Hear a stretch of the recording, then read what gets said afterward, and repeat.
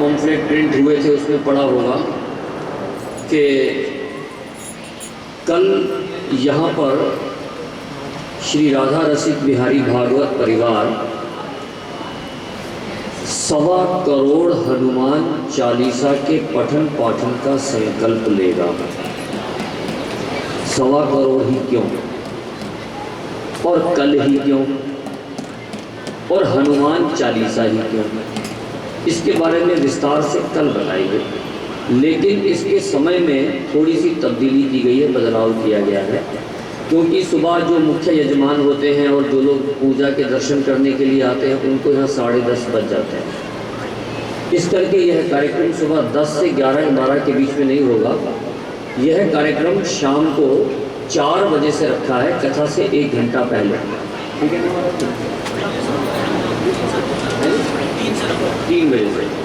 3 बजे से हनुमान चालीसा का पाठ होगा। उसके बाद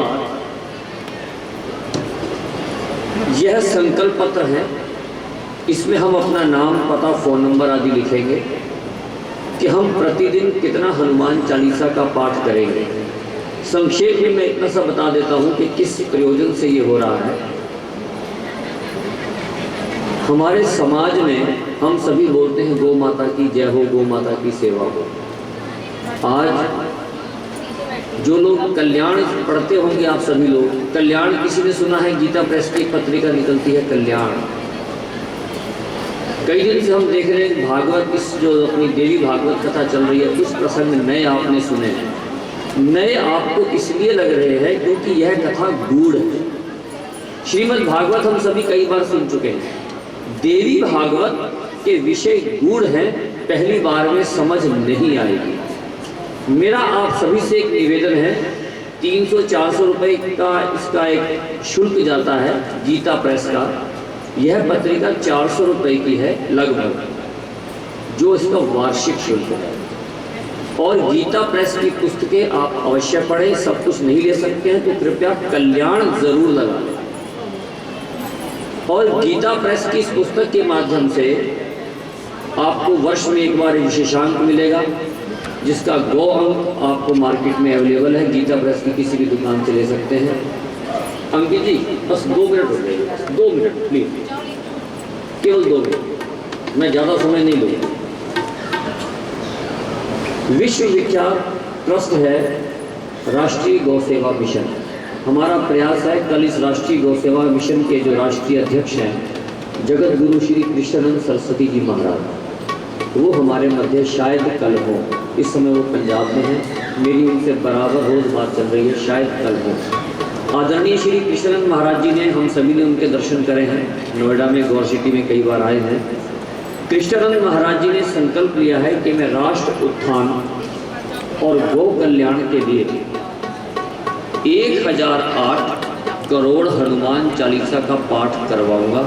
और 108 करोड़ के तो महाअनुष्ठान महाराज जी 21 बार कंप्लीट कर चुके। इस बार यह सौभाग्य हमें भी मिला। आप देखिए हनुमान चालीसा, अक्सर लोग पूछ लेते हैं कि भाई साहब वैसे तो आप कहते हैं वृंदावन चलो, बरसाना चलो, गोकुल चलो, नंदगांव चलो, श्रीमद् भागवत जी की कथा करो, आप राधे राधे बोलते हो, राधे श्याम बोलते हो, कथा हो रही है देवी भागवत जी की, पाठ होगा हनुमान चालीसा का, यह क्यों? आदरणीय महाराज जी ने बताया, अभी कुछ दिन पहले भी बताया कि विश्व में जहाँ पर भी शक्ति है वह 3 प्रकार की है, हीन, श्री और क्री। बिना शक्ति के तो शिव भी शव है, और शक्ति का जो पर्याय है वह है श्री हनुमान जी। माँ भगवती हमें क्या प्रदान करती है? माँ भगवती का एक स्वरूप है कात्यायनी माँ। माँ कात्यायनी एक वरदान देती है और वह देती है श्री हरि भक्ति। आनंद कंद परमानंद श्री कृष्ण चांद इसीलिए ऊपर बिठाए गए, ऊपर विराजमान किए गए, क्योंकि उनसे ऊपर कुछ नहीं। परसों भजन भी यहाँ चल रहा था, मानवता का पतन देखकर आज धरा अकुलाई है, देव शक्तियों ने मिलजुल कर दुर्गा शक्ति जगाई है। दुर्गा शक्ति का कैसे प्रादुर्भाव हुआ महाराज जी ने बताया है। कैसे उंगली मिली माता रानी को, कैसे मुकुट मिला, कहाँ से हाथी आया, कहाँ से घंटी आई, शेर के गले की घंटी कहाँ से आई, सब कुछ बताया महाराज जी ने। उस विषय पे मैं नहीं दे रहा, वो महाराज जी का विषय है। मैं यहाँ पर आपको जो बताने के लिए खड़ा हूँ, इस संकल्प पत्र के माध्यम से, श्री हनुमान चालीसा के माध्यम से हमको शक्ति प्राप्त होगी, धर्म को मजबूती मिलेगी, सत्य सनातन को मजबूती मिलेगी। हनुमान चालीसा में श्री गोस्वामी तुलसीदास जी महाराज ने क्लियर और खुले शब्दों में लिख दिया है कि जो यह पढ़े हनुमान चालीसा हो यह सिद्धि साखी गौरी सा। इस लाइन का सिर्फ एक ही लाइन पर बात करूंगा, बाकी बात कल करूंगा इस विषय पे आपसे। जो यह पढ़े, आप किसी भी देव शक्ति का उपासना कर सकते हैं, लेकिन सबका कोई ना कोई नियम है। किसी के लिए पूर्व दिशा में बैठना है, किसी के लिए तुलसी की माला है, किसी के लिए रुद्राक्ष की माला है, किसी के लिए स्फटिक की माला है, किसी के लिए आसन है, किसी के लिए दिशा है, किसी के लिए लोटा है, किसी के लिए आचमनी है, किसी के लिए आचमन है, किसी के लिए कुछ, किसी के लिए कुछ। लेकिन यहाँ गोस्वामी तुलसीदास जी खुले शब्दों में लिख करके गए हैं कि जो यह पढ़े, केवल पढ़े, बेटा पढ़े, बेटी पढ़े, पुत्र पढ़े, पुत्री पढ़े, माता पढ़े, पिता पढ़े, दुकान पर पढ़े, घर पर पढ़े, चलते हुए पढ़े, गाड़ी ड्राइव करते हुए पढ़े, मॉर्निंग वॉक में पढ़े, इवनिंग वॉक में पढ़े, खाना खाते समय पढ़े, जब चाहे तब पढ़े, लेट के पढ़े, बिना लेटे पढ़े, नहा के पढ़े, बिना नहाए पढ़े, जैसे चाहे वैसे पढ़े, केवल पढ़े। जो यह पढ़े। जिस समय हमारा देश आज़ाद हुआ था, मैंने एक पुस्तक में पढ़ा एक जगह कि धर्म की परिभाषा परिस्थिति के अनुसार बदली भी जा सकती है। जिस समय हमारा देश स्वतंत्रता आंदोलन की आग में जल रहा था, उस समय का धर्म क्या था? उस समय का धर्म था आज़ादी की लड़ाई। हमारे किसानों की महिलाओं ने अपनी दरातियां पिघला करके अपने पुरुषों को तलवारें बना के दी थी, ये उस समय का धर्म था। उससे पहले जौहर की प्रथा थी। जौहर की प्रथा, जिस समय पति की मृत्यु हो जाती थी, पत्नी उसके साथ चिता में जिंदा जला दी जाती थी, वो उस समय का धर्म था। राजा राम मोहन राय ने जौहर की प्रथा को बंद कराया। समय के अनुसार परिस्थितियां बदलती हैं। आज का क्या धर्म है? आज सनातन धर्म बिखर चुका है। मैंने आपसे परसों भी निवेदन किया था, अगर हम कुछ सनातन के लिए कर सकते हैं तो ये हम और आप आखिरी पीढ़ी हैं।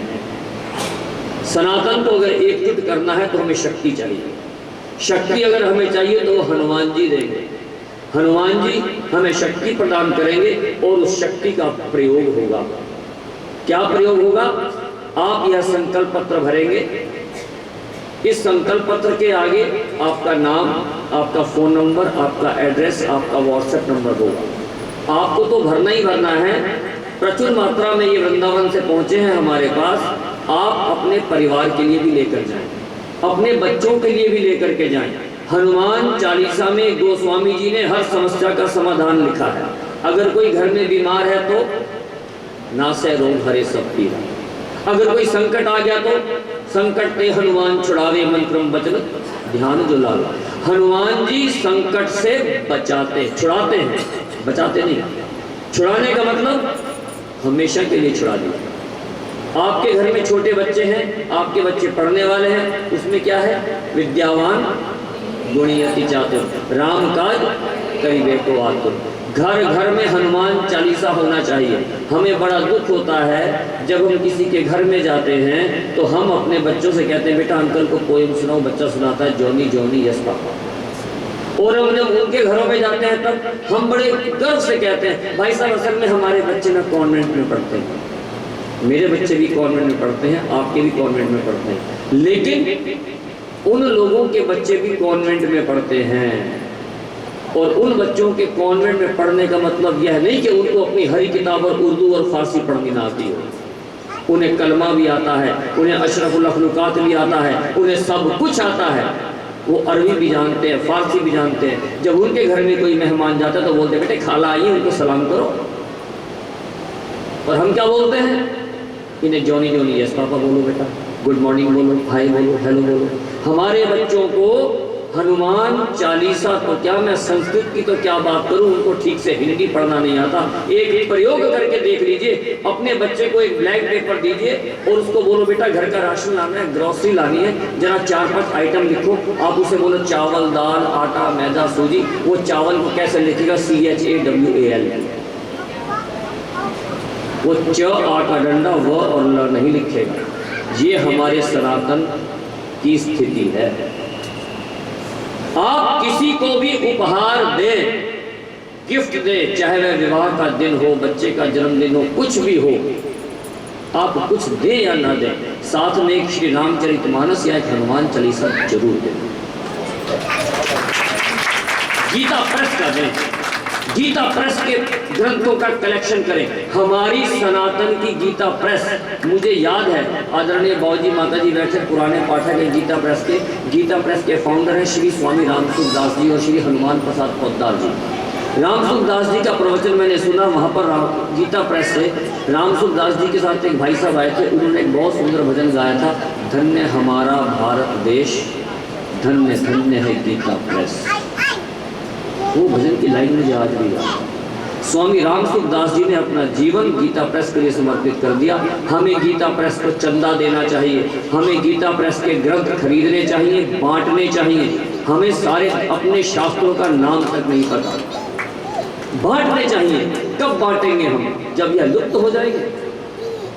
हम गूगल की शरण में आ गए। मैं कल लिफ्ट में था, मेरे से एक बच्चे ने पूछा, अंकल ये कथा जो हो रही है ना, मुझे फर्स्ट टाइम पता लगा कि देवी भागवत भी होती है।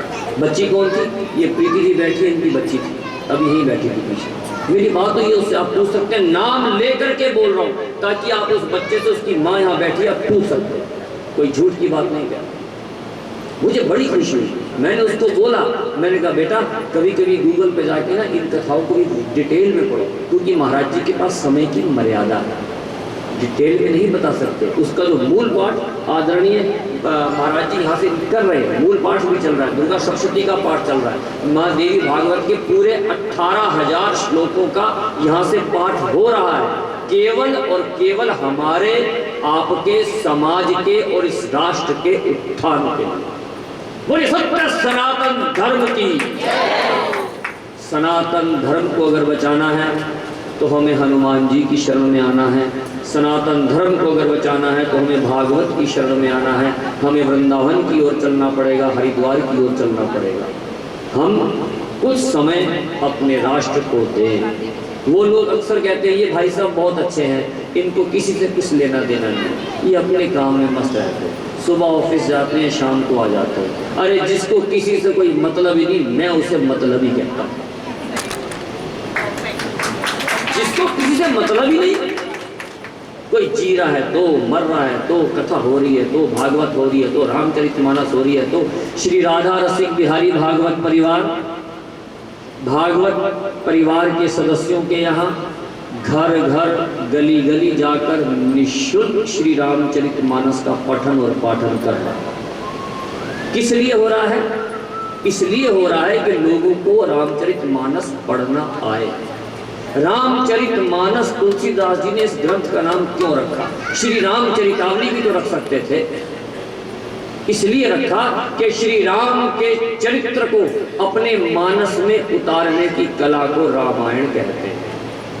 हम लोग राम को तो मानते हैं लेकिन राम की नहीं मानते, यही तो समस्या है। और अगर राम को जानना है तो राम दुआरे तुम रखवाले असुर निकंदन। श्री राम तक अपनी बात कोई पहुंचानी है तो उनके दरवाजे पर बैठे श्री हनुमान जी महाराज। आपके घर में कोई गेस्ट बैठा आता है तो नीचे कौन बैठा? 2 बार कॉल आता है, मेन गेट से और लॉबी से। श्री राम के दरबार पर कोई बैठा है तो हनुमान जी बैठे हैं। और अगर राम जी को प्रसन्न करना है तो तुमरे भजन राम को पावे, जन्म जन्म के दुख विश्रामे। इसलिए अपनी बात को मैं विराम दूंगा। कल शाम को 3 बजे से यहाँ पर हमारे जो संगीत के विद्वान बैठे हैं, ये विद्वान हैं। हम संकीर्तन में ढोलक खड़ताल की जय बोलते हैं। आप जिन ब्राह्मणों को यहाँ देख रहे हैं यह पंडित जी नहीं है, क्षमा कीजिएगा। मैं आप सबकी उपस्थिति में, माँ भगवती की उपस्थिति में इनसे क्षमा चाहता हूँ। मेरे से, हम सब से, भागवत परिवार से खतरा हुआ।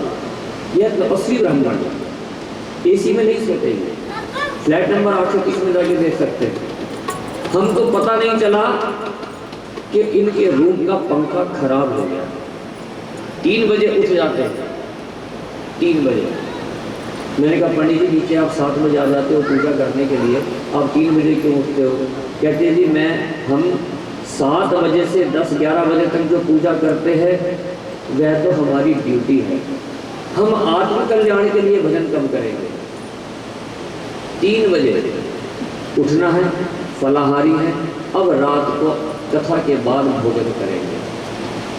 पंखा खराब हो गया, हमको पता नहीं चला, अचानक वसीम साहब या अंकित जी कोई ये कार्यकर्ता भाई उनके रूम में गए, उन्होंने कहा जी हाँ कुणाल जी गए थे शायद, आपका ये पंखा क्यों नहीं चल रहा? खराब हो गया। क्यों? साधना चल रही है, जाहे विधि राखे राम ताहे विधि हो। ये जवाब आप सबकी उपस्थिति में माँ भगवती की तरफ को हाथ उठाते हुए मैं इनसे क्षमा चाहता हूँ। दुख है, दुख है। और हम लोग कहते हैं कि पंडित जी ये पकड़ो 51 रुपए, जल्दी जल्दी काम निपटाओ। बहुत बातें हैं, कितनी बातें करूं मैं आपसे। हम लोग एक साल अपने घर में बच्चों की शादी की तैयारियां करते हैं। क्या महंगे से महंगे लहंगे खरीदना शादी है क्या? बढ़िया से बढ़िया बैंकेट हॉल बुक करना शादी है क्या? बढ़िया से बढ़िया कैटरिंग बुक करना शादी होती है क्या? बढ़िया से बढ़िया ड्रेस, बढ़िया से बढ़िया वीडियोग्राफी शादी होती है क्या? शादी वो होती है जिसको पंडित जी वेदी में कराते हैं। और हम लोग चाहते हैं ऐसे पंडित जी मिल जाए जो जल्दी काम निपटा दें। पूरा 1 साल हम शादी की तैयारी करते हैं और रात को 2 बजे पंडित जी कहते हैं जजमान गोला लाइए। ओह वो तो हम भूल ही गए। हम शादी करते कहाँ पर है? बैंकेट हॉल में, जहाँ हजारों बोतलें शराब पी गई, जहाँ पर लाखों हत्याएं हो गई। आप बताइए क्या ऐसी जगह पर हमारे बच्चों को आशीर्वाद देने के लिए क्या वह देव शक्तियां आएंगी? कभी नहीं आएंगी। हम बच्चों की शादी में जितना मर्जी खर्च करें, 50-50 हजार रुपए का एक इनविटेशन कार्ड दीजिए, 5 स्टार नहीं 7 स्टार में कीजिए, डेस्टिनेशन मैरिज कीजिए, लेकिन फेरों की जो रस्म है, फेरों का जो शगुन है, वो किसी निकटवर्ती मंदिर में या गौशाला में होना चाहिए, ताकि उनको आशीर्वाद देने कोई आए। शादी एक यज्ञ है। श्री राम जी जिस समय विवाह के उपरांत बैठे थे, उस समय तो बारातें 15-15 दिन 20-20 दिन एक महीना रुका करती थी। बस लास्ट की बात है, एकदम याद आ गई तो मैं आपसे शेयर कर रहा हूँ। मैं पढ़ रहा था एक जगह, महाराज जनक ने लखन लाल जी से पूछा बड़े लाड से कि श्री राम को भोजन में क्या पसंद है। लखन लाल बोले महाराज प्रभु को भोजन में बेडमी पूरी और सब्जी बहुत प्रिय है। अब पंगत में जिन लोगों ने भोजन करा है, पंगत में भोजन करने की एक परिपाटी है। जब सबके पास भोजन पहुंच जाए तभी भोजन आरंभ किया जाता है और सब एक साथ आरंभ करेंगे, एक साथ पंगत से उठेंगे। और ये भी एक साइकोलॉजिकल बात है कि जब इंसान को जो चीज़ पंगत में बैठ करके जो चीज़ सबसे ज़्यादा पसंद है, सबसे पहले वह वही खाता है। शादियों में देखते हैं हम, कोई ग्रीन सैलेड की तरफ खड़ा है, कोई गुलाब जामुन की तरफ खड़ा है, कोई टिक्की की तरफ खड़ा है। जिसको जो पसंद है पहले वही खाएगा। पंगत में सब कुछ परोसा गया, 56 प्रकार के व्यंजन थे, बेडमी पूरी भी थी, सब्जी थी, चटनी थी, कचौरी थी, इमरती थी, जो था वो सब परोस दिया गया। अब महाराज जनक अपनी पत्नी के साथ पंगत को निहार रहे हैं और लाड में महाराज जनक भी कुछ पंगत में बांटते हुए आए। लीजिए प्रभु, लीजिए प्रभु, लीजिए। पूरी बारात को परोसा जा रहा है। जब पूरी बारात को परोसा गया और अन्नपूर्णा का जय घोष हुआ, अब वो पंगत के साइड में खड़े हैं। अब उन्होंने देखा कि श्री राम क्या खाते हैं। सबसे पहले श्री राम ने सबसे पहले दाल और चावल खाए। उनको बड़ा अजीब लगा कि लखनलाल बोल रहे थे कि बेडमी पूरी और सब्जी पसंद है, चावल और दाल क्यों खाया। ये छोटी सी बात है, साइकोलॉजिकल, हम सब इन बातों का ध्यान नहीं रखते। रात के समय जब खाना खा लिया, लखनलाल जी शंका में प्रभु के समक्ष बैठे हैं और श्री राम मुस्कुराए। लखन क्या सोच रहे हो कि मैंने दाल चावल क्यों खाए? अरे हम विवाह करने के लिए गए हैं, वहाँ हमारा विवाह संस्कार है। खाना आरंभ करते ही मैं किसी चीज को तोड़ूं क्यों? दो परिवारों का मिलन है, इस करके दाल और चावल को मिलाया गया। छोटी छोटी बात है। आप में से किसने आज तक ऐसे लोगों को देखा होगा जो दही की या रायते की कटोरी होती है, जब रायता खत्म हो जाता है उसमें पानी डाल के पी लेते हैं? देखा है किसी ने आज तक ऐसा? कुछ लोग करते हैं। हमको बड़ा बुरा लगता था, ये क्या बदतमीजी है, दही खाया तो कटोरी में डाल के पानी पी रहे, बदतमीजी है। लेकिन जब पढ़ा, ये प्रसंग मैं आपको वाल्मीकि रामायण का बता रहा हूँ। जिस समय श्री हनुमान जी महाराज लंका में पहुंचे, वह लंका में रावण को, सीता मैया को ढूंढते ढूंढते रावण की रसोई में पहुंचे। और रावण की रसोई में जब पहुंचे तभी हनुमान जी ने रावण की जूठी प्लेट देखी, एक कटोरा देखा, और उस कटोरे को देख करके हनुमान जी बोले, ओहो, तो अब इस लंकाधिपति का अंत समय निकट है। कैसे पता लगा? पता ऐसे लगा क्योंकि रावण ने अपनी थाली में जो दही का कटोरा था उसमें दही जूठा छोड़ दिया। दही जूठा छोड़ने से आयु का ह्रास होता है, आयु कम होती है। कल सुबह अपनी बात को विराम दूंगा, अभी कन्या पूजन है और आरती है। कल सुबह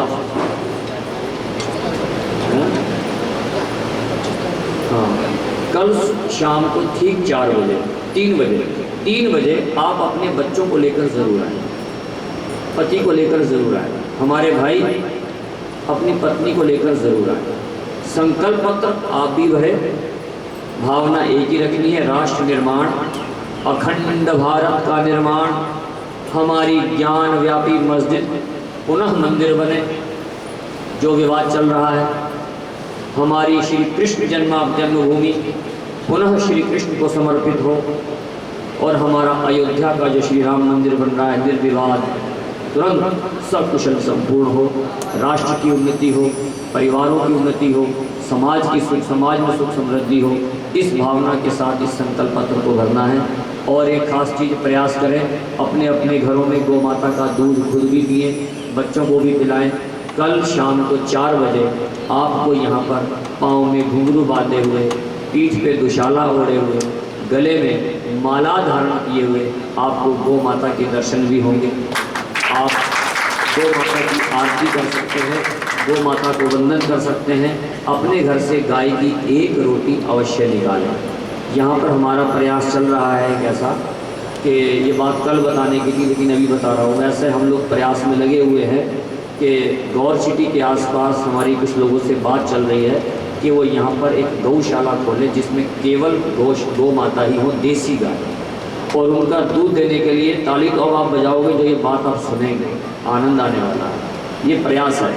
प्रयास भी क्या है, माँ भगवती कृपा करे तो ये संकल्प है, ये सपना है। गौ माता के साथ 2 ग्वाले प्रतिदिन अपनी गौ माता के साथ वृंदावन में जिस समय सुबह और शाम का समय होता है उसको सुबह शाम नहीं बोलते, गोधूली बोलते हैं। जब गाय की धूल उड़ती है, गोधूली, सुबह के समय वो गौ माता आपके 6th एवेन्यू के गेट पर आई।